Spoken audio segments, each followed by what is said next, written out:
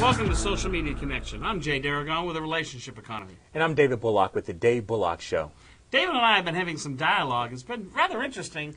First, we talked about social currency and how people convert conversations into revenue or commerce.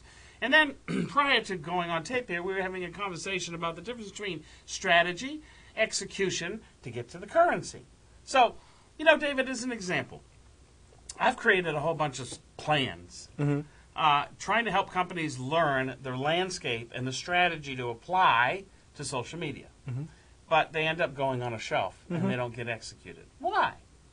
Someone has to actually know, meaning know in their body, meaning have the skill set to take this idea and move it to a transaction. And that transaction may be a report. It may be gathering data. It may be searching in the marketplace. It may be making the sale. But you have to be able to go from ideation to transaction, which is actually analogous from strategy to tactical implementation. So they run hand in hand.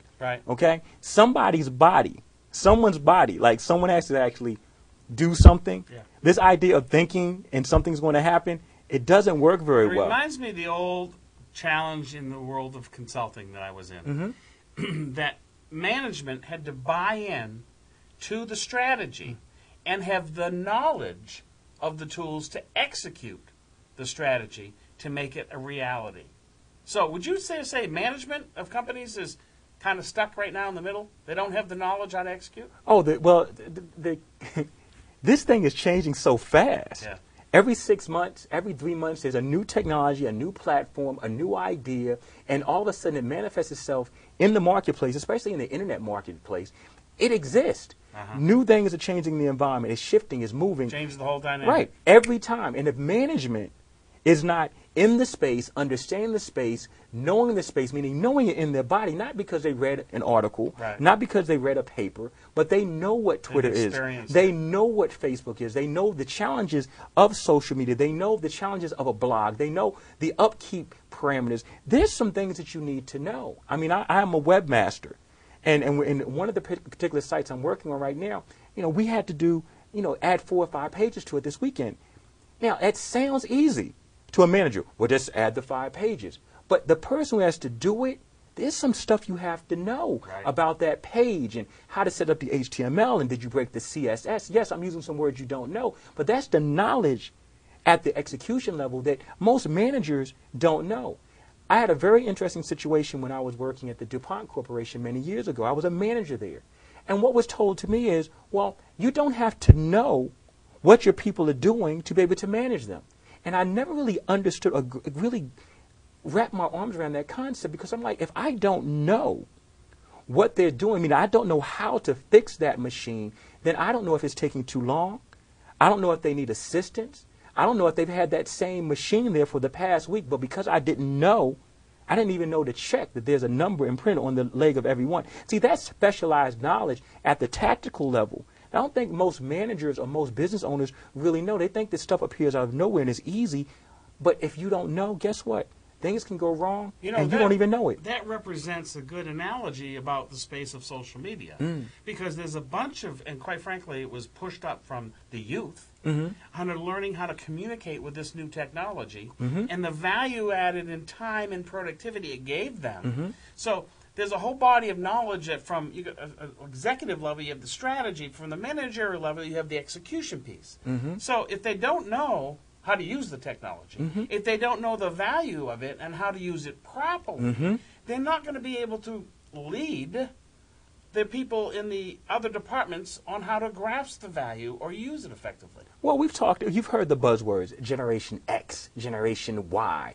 We hear these buzzwords and these groups, you know. At the end of the day, these are people.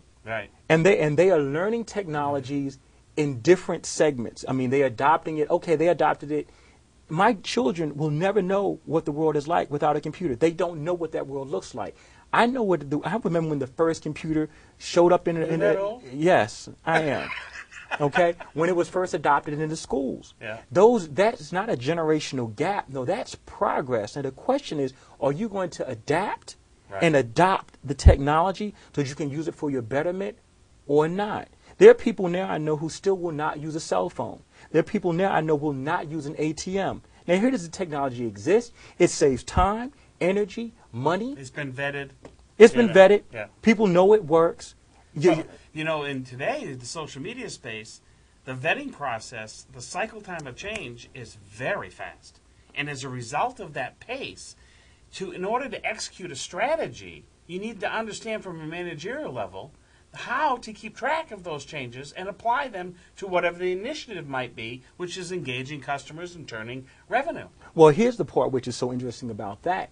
You can track all of it, and you can search all of it, and you can watch all of it change as you're in the process. So here's what happens. You get a strategy, and you think the strategy is going to work today, but see, the environment changes tomorrow. Right. So if you go back to just regular warfare, strategy, right. If the environment changes, it doesn't apply anymore. You have to do something different. That's the difference between an intended strategy and an evolving strategy. Right, because it happens in the moment. Everything changes. And the thing is, if you're coming into social media thinking that you had a strategy that worked last year or was created last year, last month, 6 months ago, guess what? When the environment changes again, and it often will, new players will come into the space, old players will leave the space, new technologies will emerge, new ways of using technology will spontaneously be invented. Just because people are using it, guess what? If you're using something from last year, last month, and you haven't checked to see if it's effective, if it might be effective now, and you're just now starting to implement, you're already behind the 8 ball. Too late. And the competition, the business leaders of the future, are the business leaders of today, who grasp the knowledge and know how to implement or execute that knowledge to create more value, better reach, and better relationships in the marketplace are the businesses that will win. Let's look at an example. We are using like texting. An older generation is like, well, why do you text? Why do you text? The time saved with texting, okay, what is your location? Where are you? Meet at 8. Meetings are set up throughout the whole entire world, on the fly, in the moment. You don't get lost anymore. Why? Because you text a person who's standing where you are. But some people will say, well, I don't want to do that. I want to use a map. Now, wait a minute. New technology exists. It works. It's valid. But yet and still you won't embrace it, although it does have an intrinsic as well as a hard value in the marketplace, because time is the greatest. You just killed it right there. It's time and productivity that are the two value attributes that if you know how to use the knowledge, you can create the innovation because you get more time and more productivity to do more things. Exactly. And the technology is allowing us to take time and compress it. Yeah. And that's the part that we're looking at. David, this is go on for hours. We can't go on for hours. Well, I hope the audience has enjoyed this exchange, and we're going to continue in this exchange because it gets rather deep, but it's very, very important. So, David, I appreciate the time today. Thanks, Jay. Thank you all for coming.